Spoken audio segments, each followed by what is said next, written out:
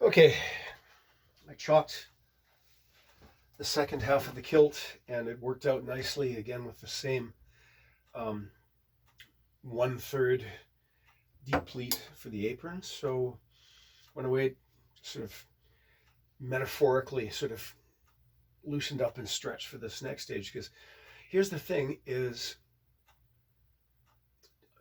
as you can do this calculation and fiddling about with it with the chalk as many times as you like without any harm to the cloth. I mean, there reaches a point where there's too many chalk lines and you have to run an iron over it to get rid of it. But you can keep playing with this, and as long as you haven't ripped it to length, right?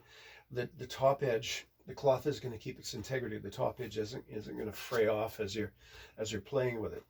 And that's why I've done all of my chalking before reducing it to height, just so that we don't lose too many yarns off the edge. Now again, this is Dalglish cloth, the best in the world, and it only tends to lose 2 or 3, maybe 4 before it sort of self-seals, as it were. Okay, so I'm confident that everything's done. It's chalked out. My lines are in the right spot. This is the moment we cross the bridge. We cross the river. Aliecta iat est. The die is cast.